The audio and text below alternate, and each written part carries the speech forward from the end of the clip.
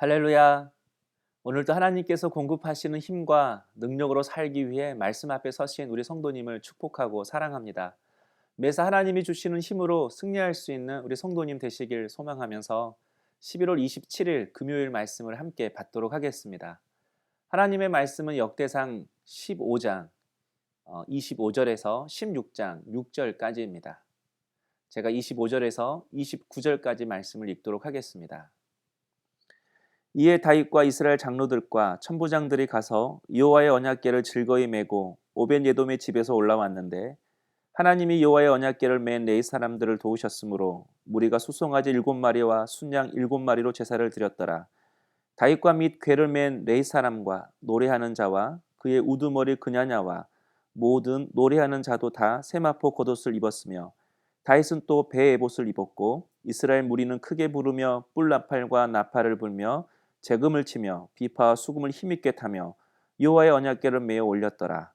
여호와의 언약궤가 다윗성으로 들어올 때에 사울의 딸 미갈이 창으로 내다보다가 다윗 왕이 춤추며 뛰노는 것을 보고 그 마음에 업신여겼더라. 아멘. 오늘 본문은 언약궤를 옮기는 데 실패한 다윗이 다시 한번 절치부심하여 언약궤를 다윗의 장막으로 옮겨오는 내용을 다루고 있습니다.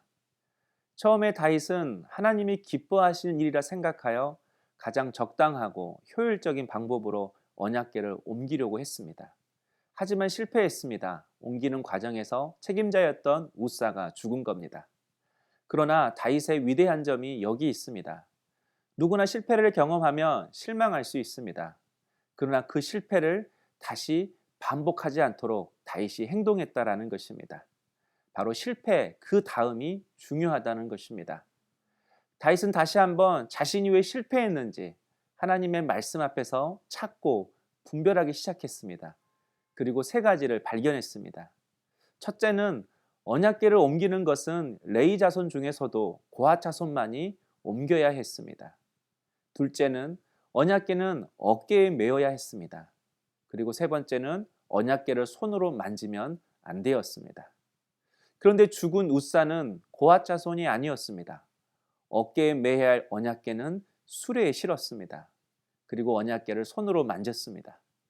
하나님의 뜻은 맞았지만 그 뜻을 실현하는 방법은 다 틀렸고 전혀 몰랐습니다. 바로 이 모습이 믿음이 좋다고 말하는 다윗의 믿음의 실상이었습니다. 우리도 기억해야 합니다. 뭐로 가도 서울만 가면 된다는 그 생각을 버려야 합니다. 급하다고 편하다고 손해가 없다고 아무렇게나 행동해서는 안 됩니다. 비록 불편하고 수고스럽더라도 정도를 가야 합니다. 때론 기다린다 해도 포기할 수 있어야 합니다. 다윗은 실패를 통해서 바로 이것을 안 것입니다. 그래서 25절에 오벳 에돔의 집에서 올라왔는데 이 말은 고핫 자손으로 하여금 어깨에 메고 올라왔다. 비록 수고스럽더라도 하나님의 방법으로 올라오게 했다. 그런 뜻입니다. 성도 여러분, 수레로 끌고 오면 더 편하고 쉽고 시간도 빨리 걸리는데 왜 굳이 이렇게 어렵고 불편하고 시간을 걸리면서까지 해야 합니까? 그 답이 26절에 나와 있습니다. 하나님이 여호와의 언약궤를 맨 레위 사람을 도우셨으므로 이렇게 언약궤를 어깨에 메고 가는 사람들을 하나님이 도우셨다라고 말씀합니다. 이처럼 말씀을 어깨에 매듯 말씀대로 살아가는 성도들을 하나님이 도우십니다. 그래서 실상은 빠른 것입니다. 거룩은 다른 것이 아닙니다. 백날 몸을 깨끗게 하고 옷을 입고 회개를 하고 교회에 몸을 담그면서 신앙생활을 한다고 해도 삶의 모습이, 삶의 결정이, 삶의 생각이 하나님의 방법과 하나님의 성품이 아니면 거룩이 아닌 것입니다. 성도 여러분, 때론 우리가 실수하고 실패할 수 있습니다. 그러나 언약궤 옮기는 일에 실패한 것이지 하나님이 나를 거절한 것이 아닙니다. 그 일에 대해 하나님이 거절한 것이지 나를 거절한 것이 아닙니다. 고핫 자손이 언약궤를 어깨에 메고 올라오듯 우리도 말씀을 메고 이제 하나님의 뜻대로 우리가 살아갈 그 길을 올라갈 수 있기를 원합니다. 매사 작은 일을 하더라도 하나님의 성품이 드러나고 하나님의 뜻이 드러나는 방법으로 일하고 살아갈 수 있는 우리 성도님 될 수 있기를 주님의 이름으로 축복합니다.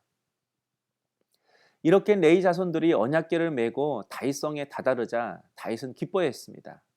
29절에 보면 다윗 왕이 춤추며 뛰노는 것을 보고, 다윗은 옷이 벗겨질 정도로 뛰놀며 춤을 추며 찬양하며 하나님을 예배했습니다. 알다시피 다윗은 왕입니다. 그래서 모든 사람들이 보고 있습니다.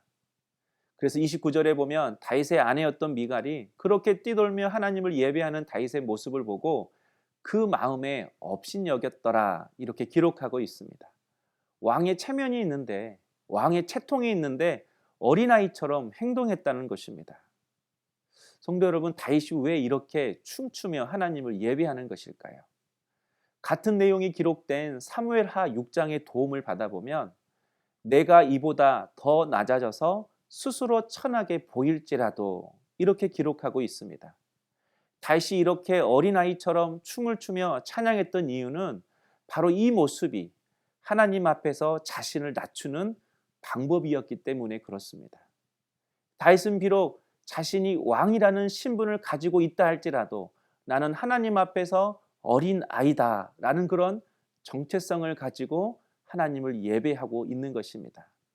그런데 미갈은 그렇지 않습니다. 그는 어렸을 때부터 왕궁에서 공주로 자라났습니다.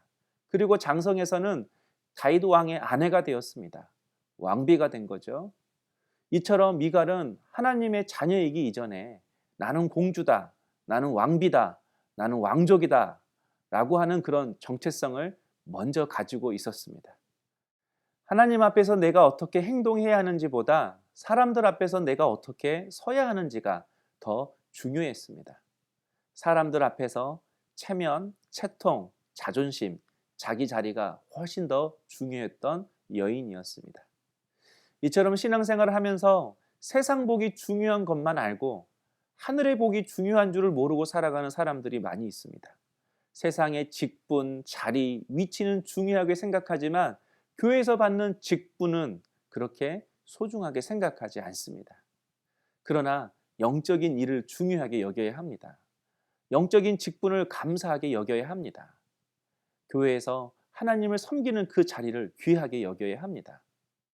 성도 여러분, 은혜가 떨어지면 제일 먼저 하는 일이 오늘 말씀에 나오는 미갈처럼 남을 업신여기는 일부터 시작합니다. 하나님 앞에서 내가 누구인가, 이것보다 세상 속에서 내가 누구인가, 이것을 더 귀하게 여기는 사람은 항상 남을 나보다 더 낮추고 업신여기며 살아갈 때가 많이 있다라는 것입니다.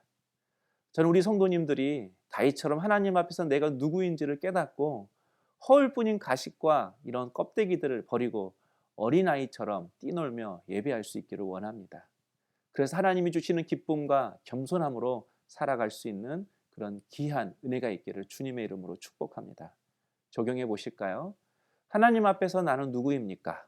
지금 나의 마음속에 업신여기고 미워하는 사람은 누구입니까?